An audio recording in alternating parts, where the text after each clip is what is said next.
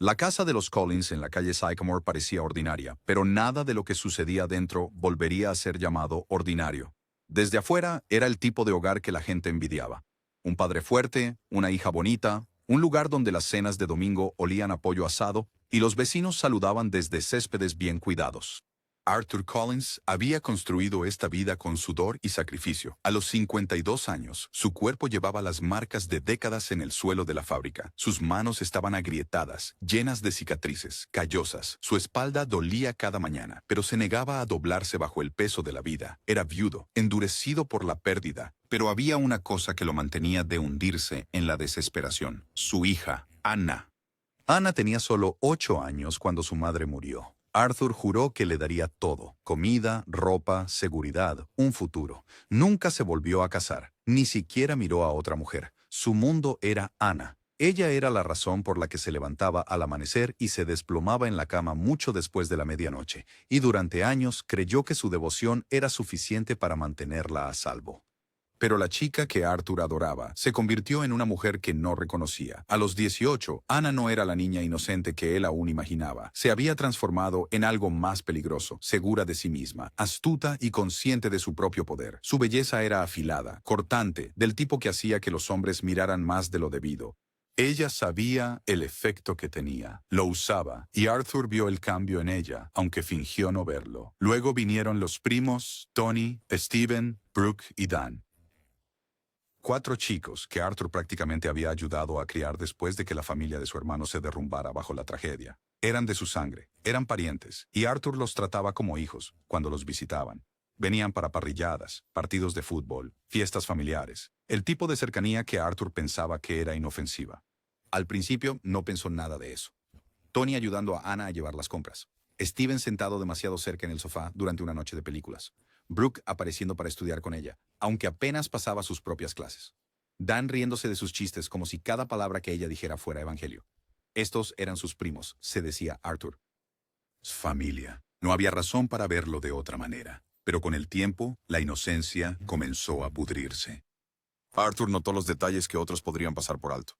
La forma en que la sonrisa de Anna se quedaba un poco demasiado tiempo cuando miraba a Tony. La forma en que la mano de Steven rozaba su brazo y ella no se apartaba. La forma en que los ojos de Brooke se desviaban hacia su blusa cuando se inclinaba hacia adelante. El tartamudeo nervioso de Dan a su alrededor como un chico enamorado.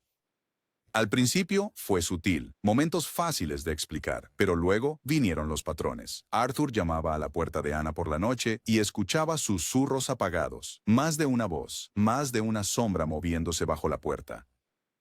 Entraba y la encontraba sentada sola, diciendo que había estado al teléfono, con el cabello húmedo de sudor, las mejillas sonrojadas. Vio a los primos salir de la casa, con el cabello desordenado, los cuellos torcidos, evitando su mirada. Sorprendió a Anna subiendo la ropa sucia, faltaban sujetadores y bragas de las cargas habituales. Incluso encontró un cinturón desconocido bajo su cama una vez, y cuando la confrontó, ella se rió. «Oh, papá, tal vez es tuyo. Ahora estás olvidando las cosas». Arthur quería creerle. Dios, quería creerle porque la alternativa era demasiado monstruosa. Aún así, su instinto le carcomía. Empezó a notar lo silenciosa que se volvía la casa cuando entraba en una habitación, cómo la risa se apagaba en el momento en que sus botas tocaban las escaleras. Anna se había vuelto lo suficientemente audaz como para cerrar con llave su puerta, algo que nunca había hecho de niña, y Arthur odiaba cómo su corazón se hundía cada vez que escuchaba ese clic. Los vecinos no lo veían, todavía veían a Arthur como el padre orgulloso. Veían a Anna como la chica de oro, hermosa, brillante, destinada a la universidad. No veían la tensión dentro de esas paredes, las grietas que se extendían en lo que una vez fue un hogar perfecto.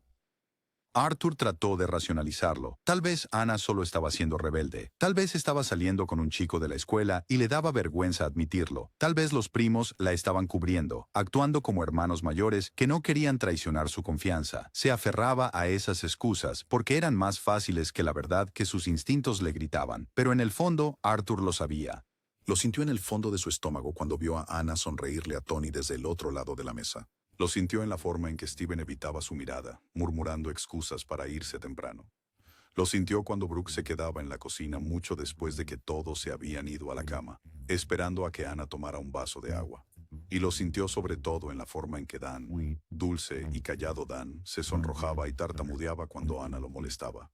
su inocencia devorada por algo más oscuro. Arthur trató de reprimirlo. Se dijo a sí mismo que estaba imaginando cosas, que el dolor y el agotamiento habían distorsionado su mente. Pero la negación solo duró un tiempo.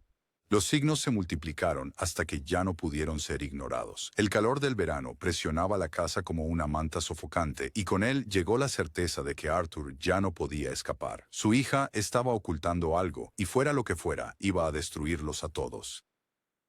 La noche en que el mundo de Arthur se derrumbó comenzó como cualquier otra. Se suponía que debía trabajar un turno doble en la fábrica, el tipo de turno nocturno agotador que lo dejaba tambaleándose a casa justo antes del amanecer. Pero cuando una máquina se averió temprano, la gerencia envió a la mitad del equipo a casa. Por primera vez en meses, Arthur entró a su casa antes de la medianoche. La casa estaba demasiado silenciosa. Normalmente, escucharía el zumbido del televisor, la música de Ana sonando suavemente desde su habitación, tal vez las risas apagadas de sus primos si habían pasado por allí. Pero esta noche, el silencio se cernía como una manta. Un silencio tan denso que Arthur sintió un nudo en el estómago antes de siquiera llegar a las escaleras. Luego vinieron los sonidos. Al principio, fue un leve crujido. El ritmo de los resortes de la cama bajo presión. Luego voces apagadas, un gemido bajo, un jadeo seguido de una risita entrecortada que conocía demasiado bien. Ana. Arthur se congeló en la escalera. La sangre se le fue del rostro. Apretó la barandilla hasta que los nudillos se le pusieron blancos. Cada músculo de su cuerpo gritándole que se detuviera, que se diera la vuelta, que fingiera que no lo había oído. Pero subió paso a paso, sus botas pesadas, su pecho ardiendo como si cada respiración le desgarrara los pulmones. Llegó a la puerta de Ana. Estaba cerrada, pero las voces eran más claras ahora. Más de una, más de dos. La oyó gemir, y luego una voz masculina, baja pero aguda. Shh, silencio. Otra voz se rió, luego otra. La mano de Arthur tembló mientras alcanzaba el pomo. Por un momento dudó. Pensó en su esposa, que se fue demasiado pronto. Pensó en la hija que había criado solo, la única persona por la que había vivido. Pensó en las promesas que se hizo a sí mismo de protegerla, de mantenerla a salvo, de darle una vida mejor. Su garganta dolía de pena, y entonces abrió la puerta. La visión ante él atormentaría cada momento de su vida despierta. Ana estaba tendida en su cama. Su piel desnuda brillando bajo la tenue lámpara, su cabello húmedo de sudor.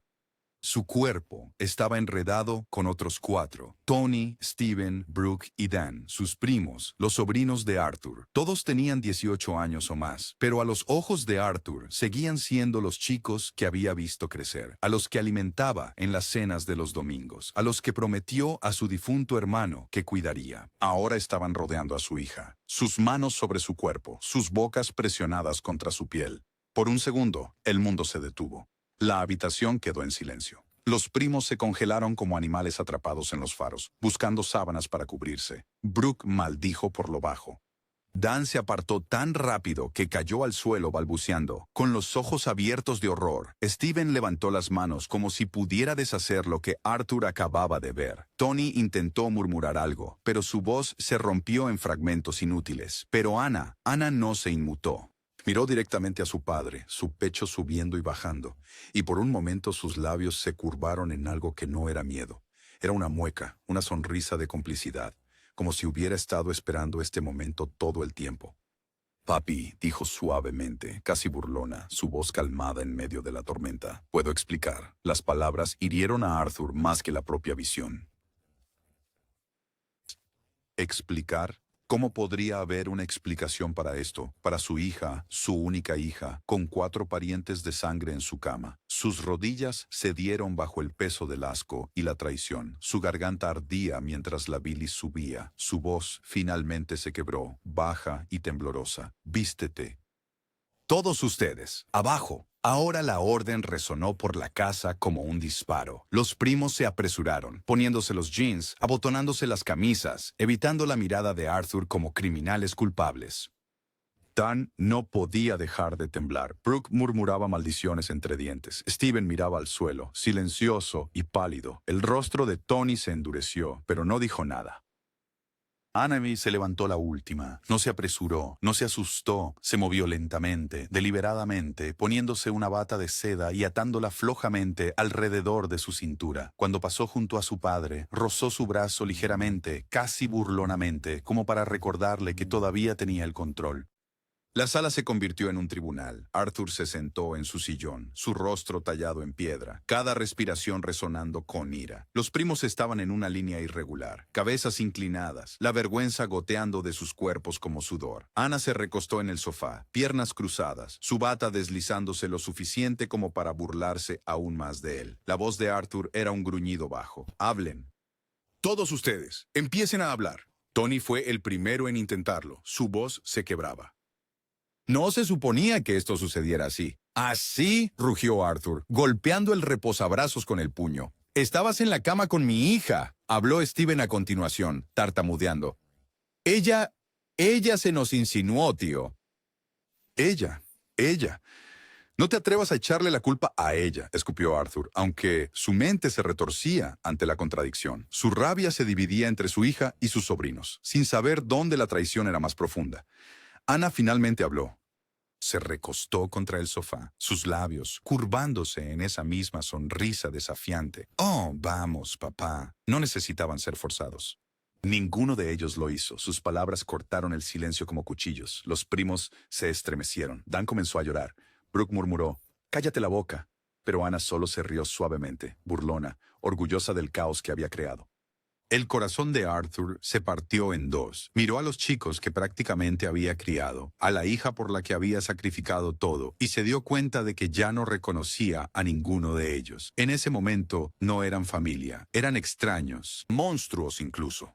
Y sabía, con una terrible certeza, que la noche no terminaría sin sangre. La casa estaba silenciosa, pero los oídos de Arthur rugían. Cada segundo en esa sala de estar se sentía como una cuchilla tallando en su pecho. Se sentó allí, mirando a su hija y a sus sobrinos, sus rostros pálidos, sus ojos bajos, sus mentiras acumulándose como cuerpos en su imaginación. No gritó, no vociferó, simplemente se levantó. Sin decir una palabra, Arthur salió de la habitación, sus botas resonando en el suelo de madera. Los primos intercambiaron miradas nerviosas. Ana inclinó la cabeza, todavía sonriendo, como si lo desafiara a actuar. Ninguno de ellos sabía a dónde iba. Abajo en el sótano, Arthur alcanzó el viejo baúl de acero. Había pertenecido a su difunto hermano, una reliquia de los viajes de caza de años pasados. Sus dedos forcejearon con el pestillo hasta que se dio con un chasquido metálico. Dentro había un rifle de caza, intacto durante años, cubierto de polvo, pero aún cargado de propósito. Las manos de Arthur temblaban mientras lo cargaba. No de miedo, de rabia, de traición. Desde el conocimiento de que su hogar, lo único que había luchado por preservar, se había podrido desde adentro. Arriba, la risa de Ana flotaba débilmente a través de las tablas del suelo. Ese sonido, ligero y burlón, encendió algo dentro de Arthur. Su visión se estrechó, su dolor se endureció en acero.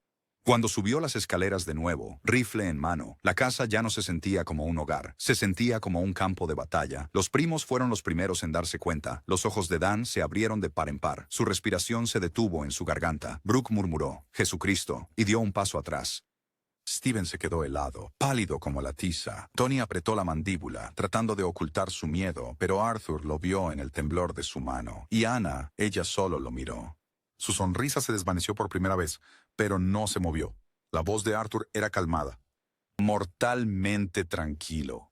Arruinaste todo». El rifle tronó como un rayo. La primera bala se estrelló en el pecho de Tony, lanzándolo contra la pared. Su cuerpo convulsionó y luego se desplomó sobre la alfombra, la sangre extendiéndose en un charco oscuro y creciente. Los primos gritaron. Los ojos de Ana se abrieron. Su sonrisa desaparecida, su rostro finalmente reflejando el horror de lo que estaba ocurriendo. Steven se lanzó hacia adelante, manos levantadas como si pudiera razonar con él. «Tío, detente, por favor, podemos arreglar...» El segundo disparo atravesó su garganta. Sus palabras se ahogaron en un gorgoteo húmedo, sangre salpicando el sofá, donde Ana permanecía congelada. Steven cayó de rodillas, agarrándose el cuello, con los ojos desorbitados mientras la vida se le escapaba. Brooke corrió. El instinto se apoderó de él y corrió hacia la puerta trasera, derribando una lámpara en su pánico. El tercer disparo sonó antes de que pudiera siquiera llegar al pasillo. La bala atravesó su espalda, saliendo por su pecho, su cuerpo golpeando las baldosas de cara. Se estremeció una vez, luego quedó inmóvil. Dan tropezó hacia atrás hasta la esquina, sus piernas cediendo debajo de él. Lágrimas corrían por su rostro mientras sacudía la cabeza violentamente. «Por favor, tío». Por favor, yo no... Su voz se quebró en sollozos, su cuerpo temblando incontrolablemente. Arthur se acercó, el rifle firme en sus manos. Su rostro no se suavizó, su voz no vaciló. Todos ustedes tomaron su decisión. El cuarto disparo estalló, resonando en la sala de estar. La cabeza de Dan se echó hacia atrás contra la pared. Carmesí brotó sobre el yeso. Su cuerpo se desplomó sin vida, uniéndose a la carnicería y luego al silencio. El único sonido era la respiración entrecortada de Ana, aguda e irregular. Ella seguía en el sofá, su bata manchada con la sangre de su primo. Por primera vez esa noche, su máscara se rompió. La rebeldía desapareció, reemplazada por un miedo tembloroso. Cayó de rodillas, arrastrándose por la alfombra empapada de sangre hacia su padre. ¡Papá, por favor! Por favor, lo siento, no hagas esto. Su voz se quebró, su cuerpo temblaba, sus manos se aferraban a sus jeans como una niña suplicando perdón. Arthur la miró hacia abajo, a la hija que había criado, la hija que había amado más que a la vida misma, la hija que había traicionado cada promesa que él había hecho a la memoria de su madre.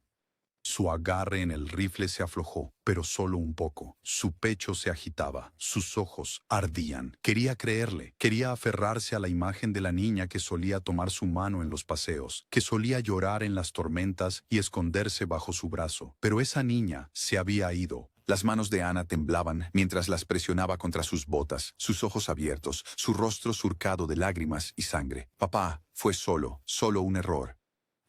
Puedo parar, por favor, no me dejes sola. La mandíbula de Arthur se tensó. Su voz salió ronca, baja, casi rota. Tú ya me dejaste, Ana, hace mucho tiempo. Bajó el rifle, pero no disparó. No a ella. En cambio, Arthur se desplomó en el sillón, el arma resbalando sobre el suelo empapado de sangre a su lado. Enterró su rostro en las manos, su pecho temblando con sollozos silenciosos. El peso de lo que había hecho lo aplastaba como una piedra. 4 vidas terminadas en segundos. 4 chicos que una vez trató como hijos, desaparecidos. Anna se arrodilló frente a él, su rostro manchado de sangre y lágrimas, mirando al padre que acababa de convertirse en un asesino ante sus ojos. Por primera vez se dio cuenta de que no habría escape ni manipulación.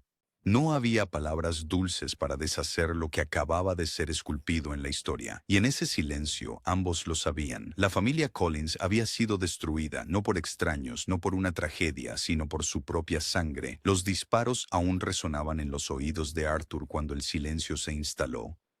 4 cuerpos yacían esparcidos por el suelo de la sala. Tony desplomado contra la pared, Steven desplomado en un charco de su propia sangre, Brooke boca abajo cerca del pasillo, Dan sin vida contra el yeso. El olor a pólvora y hierro llenaba el aire, tan denso que se adhería a la garganta de Arthur. Ana se arrodilló en medio de todo, sollozando, sus ropas manchadas con la sangre de su primo. Parecía un fantasma, su rostro antes desafiante ahora pálido y roto, pero Arthur ya no la veía. No veía nada más que la carnicería. Su mano aún sujetaba el rifle, aunque ahora se sentía más pesado, casi fusionado con su piel. Durante un largo momento, simplemente se quedó allí, mirando lo que había hecho.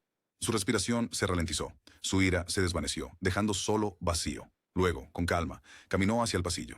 El teléfono fijo todavía colgaba en la pared. Sus dedos manchados de sangre lo alcanzaron. Marcó 3 números, 911. ¿Cuál es su emergencia? La voz de Arthur era plana, sin vida. Los maté. Los 4. Hubo una pausa al otro lado. Señor, ¿puede darnos su dirección? Calle Sycamore, residencia Collins, interrumpió Arthur. No esperó más preguntas. Colocó el auricular con cuidado, como si tuviera miedo de romperlo, y luego caminó hacia el porche delantero. El columpio del porche crujió cuando se sentó, el mismo columpio que había construido años atrás, cuando Ana aún era lo suficientemente pequeña como para acurrucarse en su regazo. Miró hacia la noche, con la pistola descansando a su lado, y esperó. Minutos después, las primeras sirenas sonaron. Luces rojas y azules iluminaron la calle, los vecinos saliendo de sus casas confundidos. Los oficiales se desplegaron en el césped, rifles en alto, voces gritando órdenes. Pero Arthur no se movió. Levantó las manos lentamente, palmas abiertas, rindiéndose antes de que alguien pudiera tocarlo. Dentro de la casa, la policía descubrió el horror. Los oficiales tropezaron con cuerpos, las radios crepitando con voces de pánico. Un policía casi vomitó al ver la garganta destrozada de Steven. Otro se quedó paralizado ante el cuerpo sin vida de Brooke, esparcida en el pasillo. Encontraron a Ana acurrucada en el suelo, temblando, cubierta de sangre, pero viva. Arthur fue llevado esposado, con el rostro inexpresivo. No resistió, no habló, no miró atrás a la casa donde su vida acababa de terminar. El juicio atrajo la atención nacional. Las furgonetas de noticias acamparon fuera del juzgado. Los titulares gritaban palabras como masacre familiar y padre o monstruo. La gente debatía si Arthur era un padre afligido que perdió el control o un asesino a sangre fría que ejecutó a sus sobrinos en un arranque de ira. La fiscalía no perdió tiempo en pintarlo como el segundo. Lo llamaron inestable, peligroso, desequilibrado. Describieron cada disparo con detalles espeluznantes, enfatizando cómo los primos estaban desarmados, suplicando, tratando de huir. Lo llamaron no justicia, sino masacre. 4 jóvenes, tronó el fiscal al jurado, masacrados a sangre fría por su propio tío. Esto no fue protección, esto no fue defensa. Esto fue ejecución. Pero la defensa contó una historia diferente. Trajeron a vecinos que testificaron sobre los cambios repentinos de Ana, los susurros nocturnos, las puertas cerradas. Trajeron a un psicólogo que describió los patrones manipulativos de Ana, su capacidad para seducir, controlar y manipular a otros para su diversión. Lo más condenatorio de todo fue el testimonio sobre el descubrimiento de Arthur, la noche en que entró en la habitación de su hija, y la encontró enredada con los 4 primos. La defensa lo presentó como el punto de quiebre para un hombre que había dedicado su vida a proteger a su familia, solo para encontrarlos profanando todos los límites. Cuando Arthur finalmente subió al estrado, la sala del tribunal contuvo el aliento.